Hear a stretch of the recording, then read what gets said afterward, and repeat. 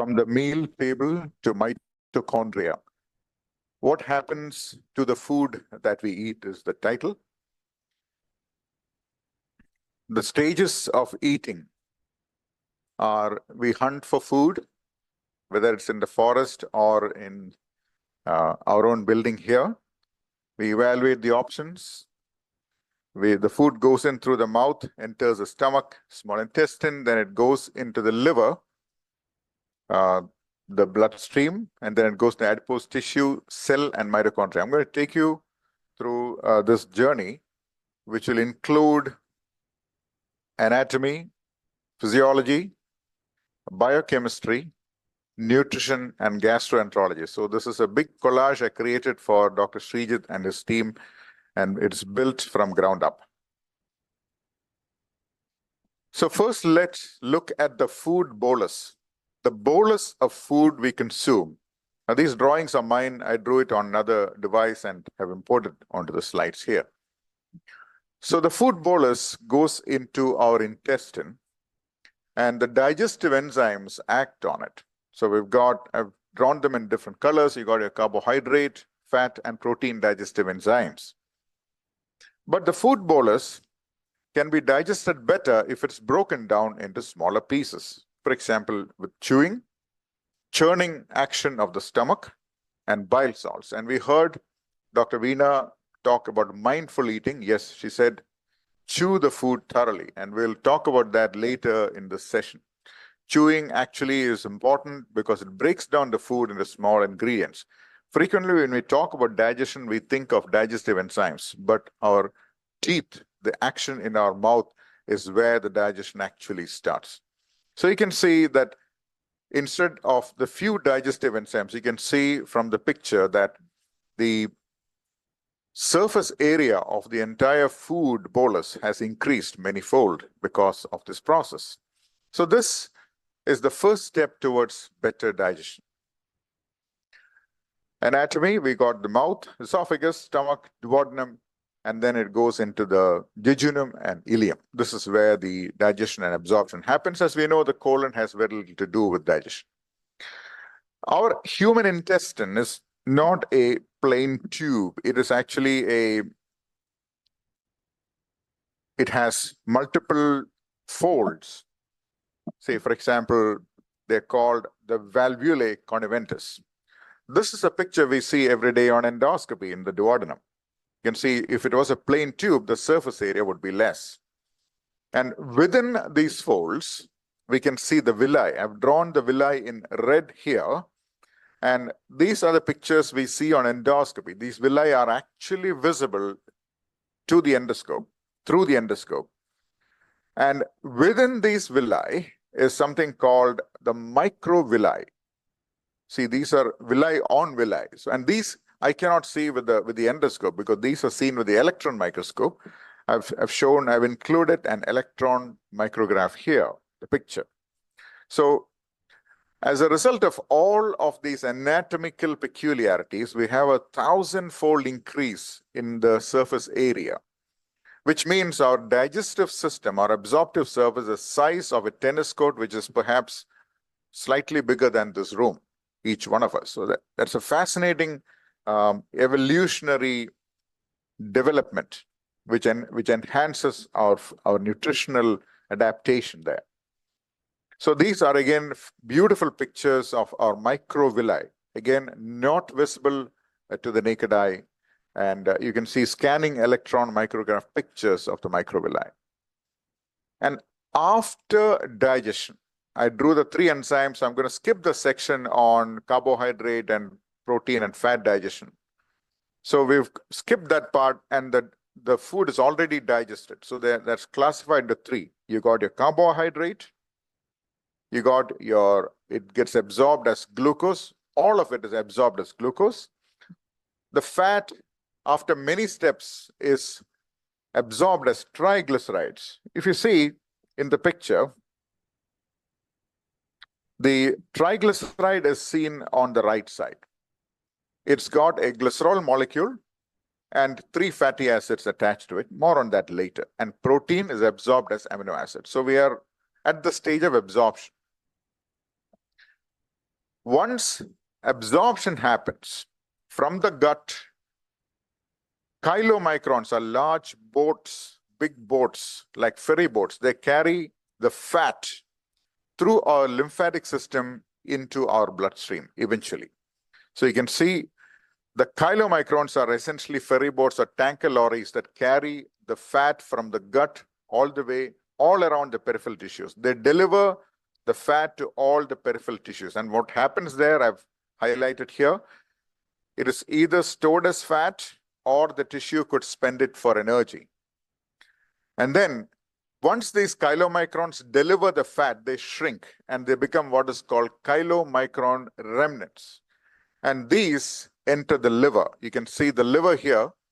These chylomicron remnants enter the liver, and the liver gets all the remaining fat, and the liver also makes fat from the extra glucose we consume.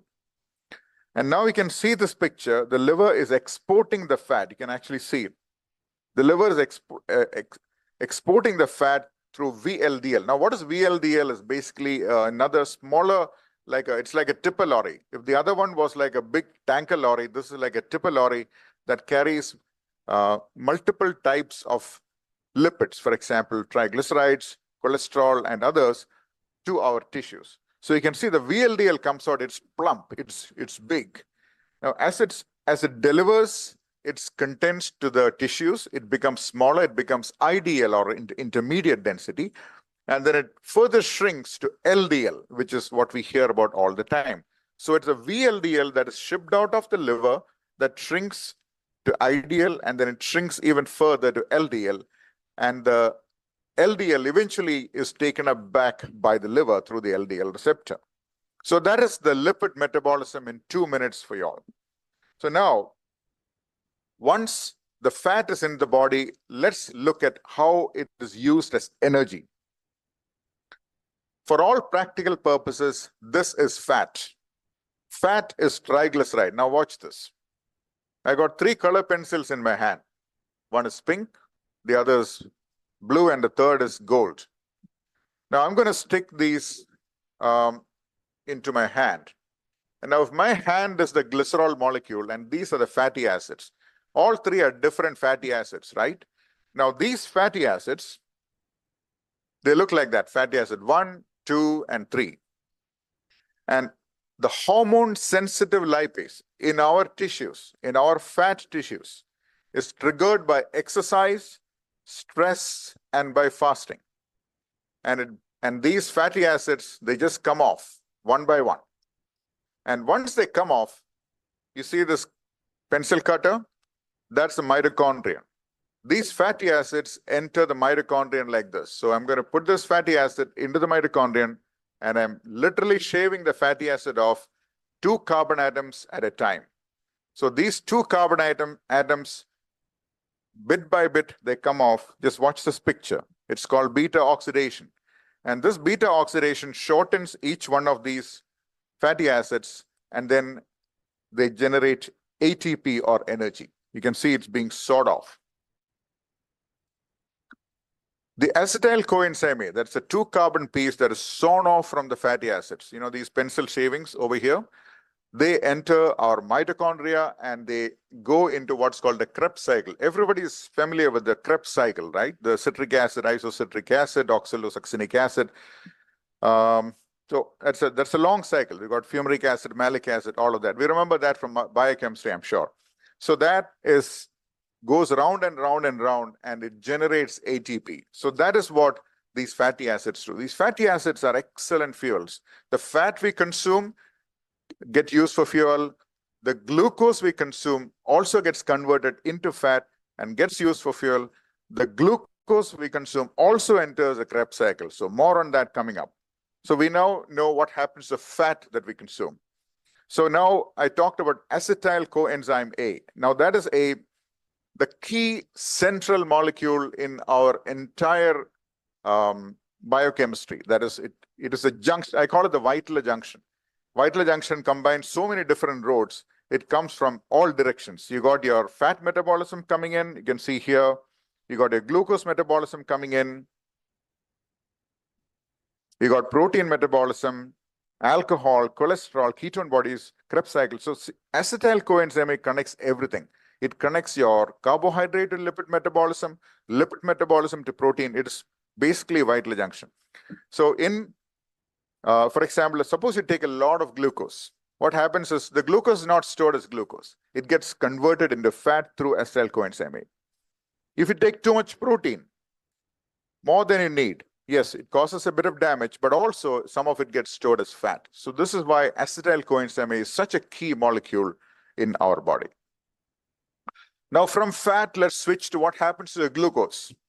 Now this is a bit, I know it's a bit of biochemistry here, but I have to show it here. The glucose is first broken down to pyruvic acid, pyruvate. And the pyruvic acid is a bit of glucose that actually enters the mitochondria over here. And in the mitochondria, the pyruvic acid gets converted into acetyl coenzyme A, and then enters a Krebs cycle, and ATP is produced. We know ATP is the energy currency, right? The energy currency we need for our muscles to act, for our speech to come out, for our enzymes to work, for our glands to secrete, for our nerves to fire. We need ATP. ATP is our energy currency. So that is where our energy comes from. And what happens to the balance? We said, okay, glucose gets converted into energy. Yes. But if we take a very large meal, all of that is not going to be converted into energy unless we are running a marathon all the time. We are not. Most of us are sedentary workers. So what happens to the rest of it? That's where the fun starts. It gets converted into glycogen. Now, the breakfast you all had has been converted into glycogen by your liver. And right now, your liver is releasing glucose from glycogen. Your glycogen stores made from breakfast will be depleted by the end of the day. So if you don't have lunch, your glycogen stores by evening will be depleted, and your body will be moving into other forms of energy intake. So now the glycogen is stored in the liver and in the muscle. It's used up. It's like a checking account in the bank. It's for short-term use only. It's not like a fixed deposit. Whereas our adipose tissues are long-term fixed deposits. So the glycogen in the liver, it's short-term deposit, it gets used in about 12 hours. What if there is still more glucose remaining? There you go. You got your acetyl coenzyme A. It gets converted into fat. And we saw earlier in the picture, I'll show you once more, that the liver manufactures fat from the extra glucose and it ships it out through VLDL. I've already explained VLDL to you. So go back one more step. All the extra glucose is converted into fat and shipped out by the liver into the adipose tissue. That is why people get obese when they eat so much rice. In Kerala, there's so much consumption of rice. The average person, I'm not talking about here, I'm talking about the average person in Kerala eats a heap full of rice, and all of that, minus what is needed for the energy, gets converted into fat. That's why people walk around with big pot bellies. So that's one mechanism of conversion of carbohydrate to fat. So now for the stages of eating, I talked about the hunt for food. That's where it starts.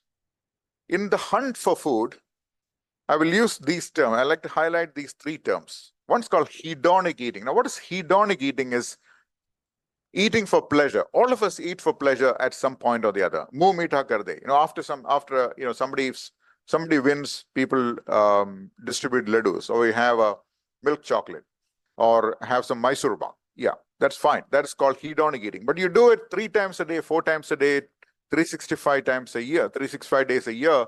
Therein lies the problem. So hedonic eating, we must be mindful of. Distracted eating. Distracted eating is, many people I see, they eat like this. They look at the mobile phone and just pop food into their mouths. It's not necessary. If you manage your time, there's no need to really look at your mobile phone while eating. You can eat while you eat and check your mobile phone afterwards. And then one threat that IMA is addressing very actively is loose statements on social media. Most of our public thrive on loose statements made by people who look like doctors, who look very authoritative, but who are not qualified. They know nothing. They know absolutely nothing, but they profess great things on nutrition and diet and exercise, and that's not true. So these are some of our dietary enemies, if you will. Hedonic eating, that's eating for pleasure. Once in a while, it's fine, but definitely not a habit. Distracted eating, no. It must be mindful eating and loose statements. 9 years ago, in this room, which was before the remodeling, when Dr. Srijit was the president, state president here, we authored the first document on food policy. Now, this week, ICMR came out with a policy for India. In fact, pretty much all that ICMR has covered was already covered in the document that we released from Kerala State IMA.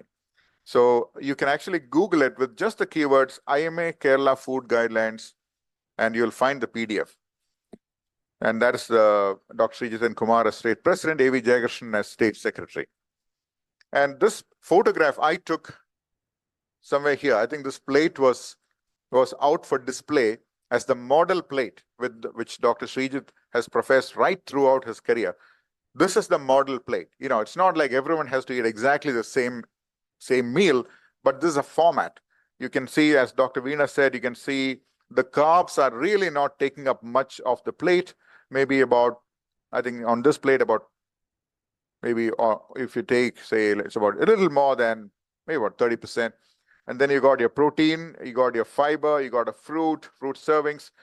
We promote guava, which is freely available in Kerala, rich in fiber and organic and cheap. Promotes local farmers as well as the ideal fruit for Kerala. Different regions have their favorite oil, ideal oil, and ideal fruit and ideal vegetables. So we don't have to, eat the oil that is sold in Italy to become healthy. So here is a picture, another pictorial representation of what we call the ideal plate. So there's a message for all of our patients. Tell them this. Any excess food, whether it is fat, protein, or glucose or carbohydrates, will be stored by the body as fat. The stages of eating. Let's pause a little bit at the mouth. Advantages of chewing. Chewing is so important. I don't know how many of you watch IPL. You see Surya Kumar Yadav chewing gum all the time. You see Viv Richards chewing all the time. You know what they're doing? They're actually promoting their parasympathetic reflexes. They're actually focusing, they're actually relaxing their mind. It helps them focus. But it also helps digestion because chewing in itself, chewing gum can promote gastric peristalsis. So the chewing aspect, if we can take some time and chew food thoroughly, yes, it actually improves our digestive process. It also decreases in rats. They've actually done a study and they found that chewing decreases the cardiac excitability, less ectopic beats. It also has a hypothalamic action. It shifts the body into what's called the rest and digest mode, which is a parasympathetic activity. So the advantage of chewing, I already showed my first slide, better access to digestive enzymes. There's a book called French Women Don't Get Fat. Most of you have heard about this book. Basically, it says people in France who've lived in France for a very long time, they buy their organic produce from the local market. They don't buy processed foods and they don't buy fast foods. And they take their time, they enjoy their meals, they time their day out properly, they have good time management. So rather than rush through our meals in 30 seconds or 1 minute or 2 minutes, I think we must plan our day out so that we spend adequate time consuming our food, enjoying its texture, its aroma, appreciating the production of food, thinking of all the people who actually made the food possible. So those are all a little bit of modifications we can suggest to ourselves, our families, and our patients.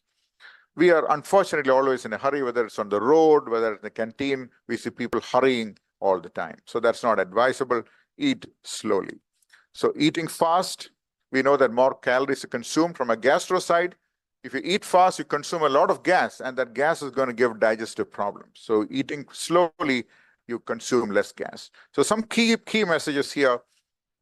Mindful eating. Don't wait when you're too hungry until you're too hungry to eat. Chew food well. Keep our teeth healthy because we need our teeth when we get old. So take care of your teeth very well. Go to the dentist, get a checkup. Do not speed up a meal to save time.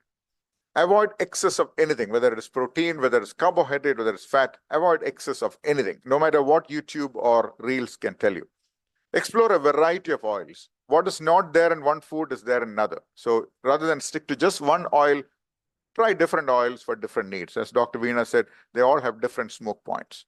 Be careful with buffets. What I do with buffets, most of them, is I convert them into a single meal, like it, just like the plate. I pick the food which I think is good for me, and I stick to that plate. We tend to have a temptation to sample each one of these. I strongly recommend that we don't.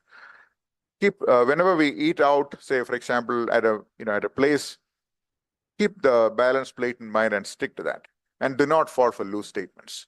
So in this presentation, I've included the custom parts from gastroenterology, nutrition, physiology, biochemistry, and anatomy, and some messages for your patients as well. Thank you for the invitation, and thanks for listening.